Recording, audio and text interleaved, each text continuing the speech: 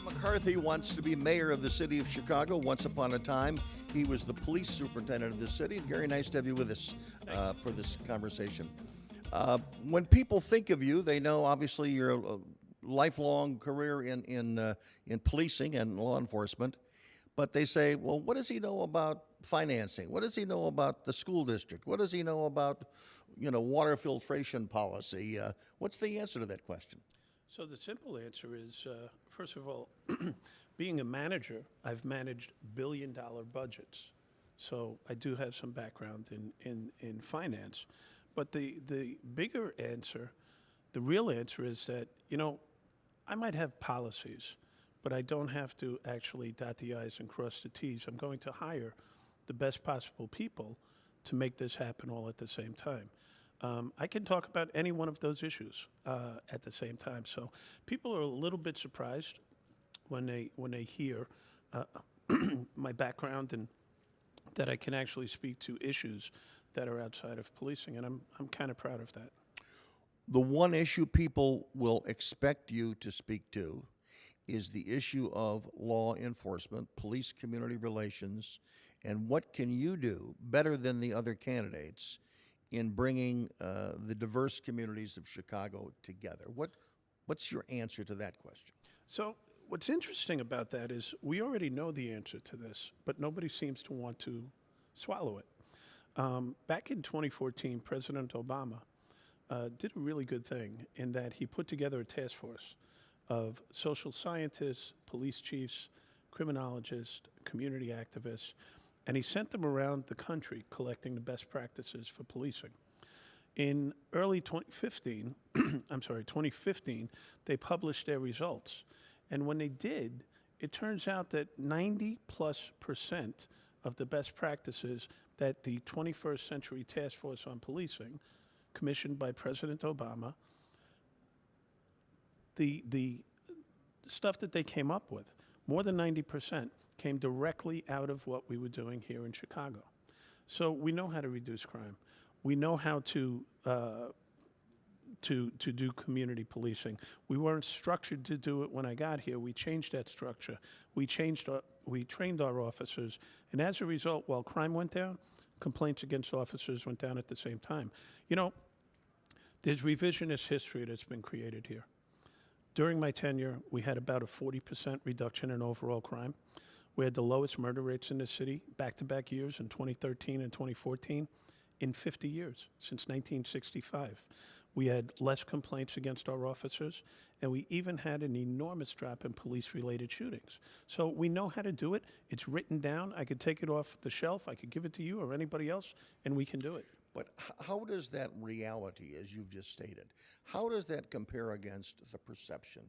Because in politics, perception is reality.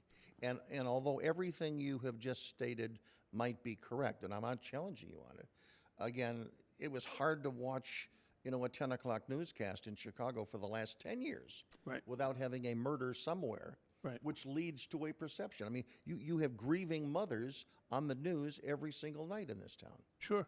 And it's funny, I remember being asked that question sometime around 2014 by a reporter, and they said, well, what about the perception? And I said, well, you tell me, because you're in that business.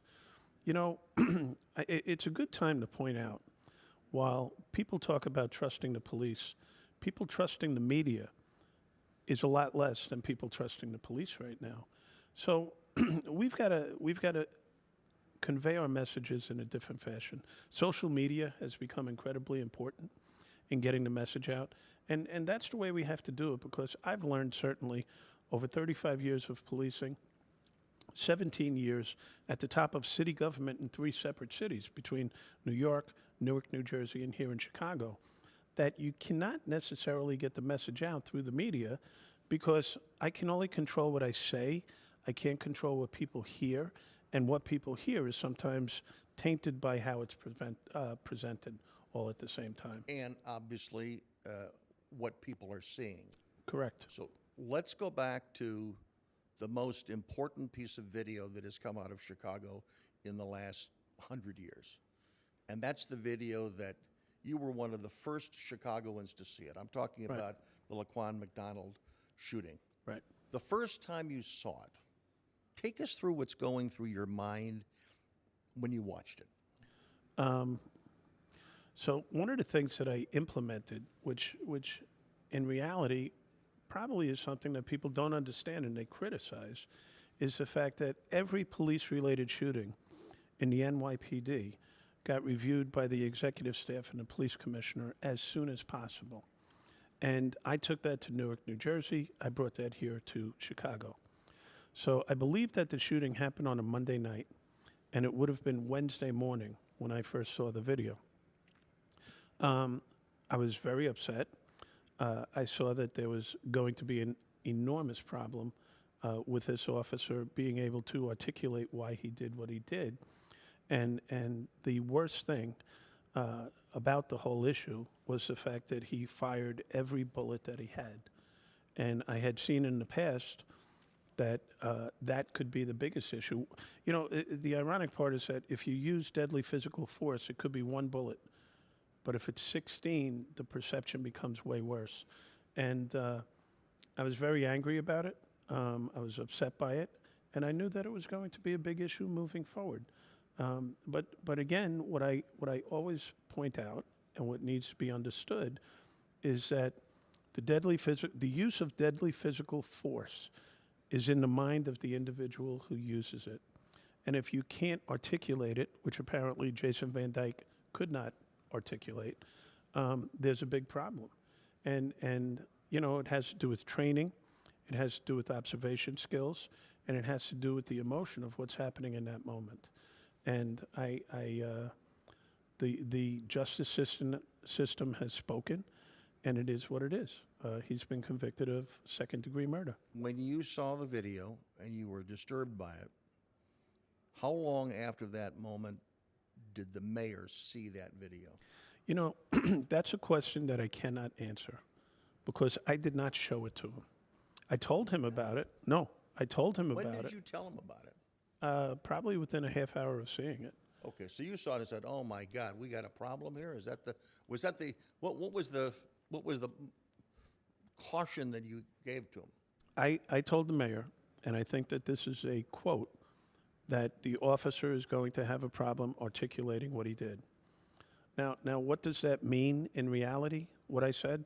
It means that he just killed somebody, and if he can't explain why, he's probably going to be considered a murderer.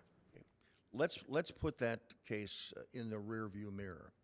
But the residual effect of that has had a significant impact on the city of Chicago, on Yes. people and on police officers, the way Correct. they react. Correct.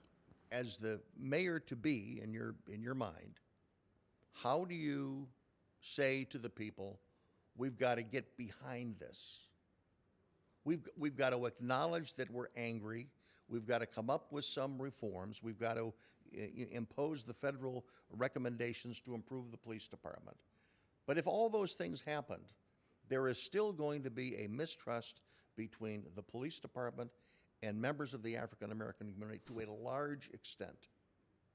How do you, as one man, how do you say, okay, I'm the guy that's going to try to bring these sides together and make this a city that remembers what happens, but make sure it never happens again? So I guess the short answer to the question is truth-telling. We need to have some very difficult conversations about race, not just in this city, but certainly in this country, about how we got to where we are. And, you know, as a student of history and as a criminal justice leader for a very long time, I've studied this issue. And what we need to do is, first of all, acknowledge how we got here, which has to do with having a conversation about race. And let's talk about Chicago, and let's talk about the African American experience here. Starts with slavery, then it goes to Jim Crow. Then it goes to black codes, then it goes to Jim Crow, then it goes to segregation, now redlining, and after that, mass incarceration. Racist policies and laws that have brought us to this place, that have created disenfranchised communities on purpose in this city. It starts with the recognition of what the problem is. Policing is 10% of the iceberg. And the distrust that exists, first of all, you cannot reestablish something you never had. And we never had trust because of what I just told you. Decades, centuries of racist laws that were being enforced by the white police officer. That's where we start, is by having that conversation. People are afraid to have it. They don't want to talk about race. It's the third rail. But if we don't have it, we can't strip away what's happening and have a civil conversation. When I have this conversation in the African American community, they say, nobody who looks like you has ever spoken to us like this. And until you identify what the problem is, you can't fix it. And the social economic divide that exists in this country was created on purpose in many cases. And that needs to be acknowledged before we can move forward. And that's what people want to hear. Part of the acknowledgement, though, in this city, with the politics that we have, and we've had for over 50 years, is that within the police structure, a lot of people in the police department knew what Commander John Burge was doing. It took a long time before the federal government started to look in to Commander John Burge and all the cases that he involved himself with, and in many cases ruined people's lives. I mean, black people knew that, white people knew that, police officers knew that, and most importantly, politicians knew that. And nobody wanted to touch it. It is a regurgitation of that relationship that was fostered by Commander John Burge. Is that one of those scabs that has to be picked off to have the conversation that you want? I believe so. And Bruce, what you're really touching on is what we just saw. We have illegitimacy in city government. This is not just about distrust of the police. We call it the Chicago way. We a wink and a nod. And at the end of the day, I don't know if people understood the magnitude of what happened the other day when Danny Solis, the alderman, was revealed to have been wearing a wire for 2 years. And the reaction from his colleagues in city council was akin to thuggery. They said, snitches get stitches, basically. They said, well, you know, you shouldn't be snitching on your colleagues. You can't go outside the family. What are we talking about here? You are elected officials, trusted by the people to carry out their needs, yet what I heard was street language thuggery. So, you know, what you said is absolutely true. If everybody knew about Burge, how come nobody did anything about it? That's a conversation that needs to be had. We need to have legitimacy in city government before we can have legitimacy in the police department and everything else that we do. Then your competitors right now. Does Bill Daley have to stand up and ask his brother to help participate in these conversations? Because they were part, or Rich Daley was part of an administration that probably could have done a lot more to deal with this issue than they did. You know, I know and like Bill Daley a lot. I think that that's getting a little too close to the flame. That's up to them. You know, if they want to handle it that way, then I think that would be a good thing. If they don't want to handle it that way, then, you know, we're just going to continue down the path. One of the things that's disturbing me right now, Bruce, is the fact that I think we're headed for an iceberg. I think we might be on an iceberg. And instead of getting off, we're continuing our course.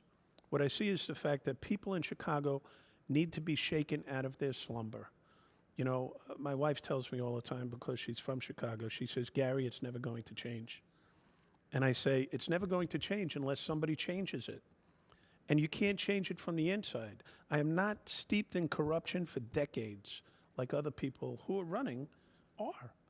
And you see that the scandal from Alderman Burke is splashing out on other people like Tony Preckwinkle and Susanna Mendoza and Bill Daley and Garry Chico all at the same time.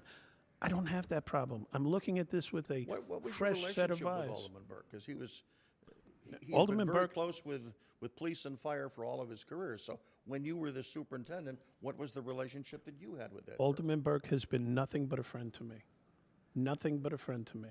As a matter of fact, I know for a fact that when I got fired, he went into the mayor's office and was pounding on his desk and screaming at him.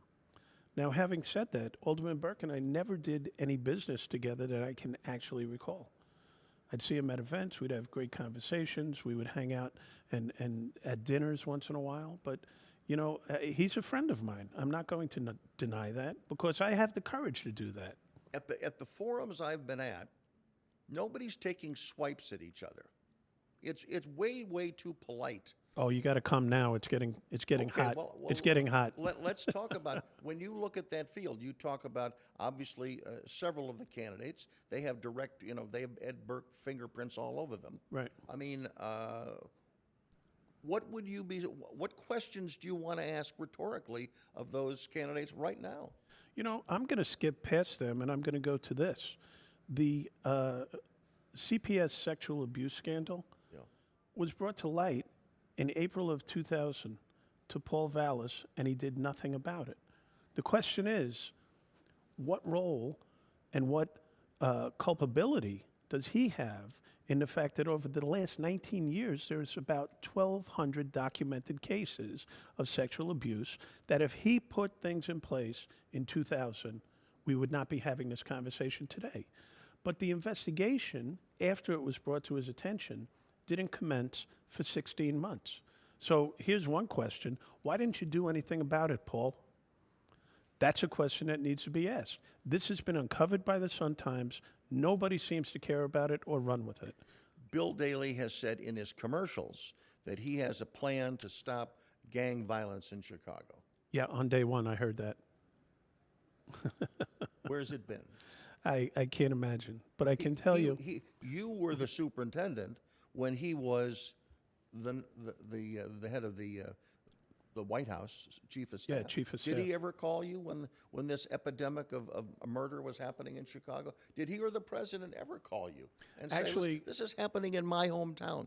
Actually, ironically, no. Bill Daley did not, but after he was not chief of staff, I did sit down with President Obama and Vice President Biden, Janet Napolitano, and the Attorney General at the time. And I had a very small, intimate conversation with them about gun violence nationally with a whole, probably about 8 or 10 police chiefs from across the country. And I was impressed by the president's knowledge of what was happening, but I was unimpressed with the execution of what we do about it, which is what we laid out for him that day.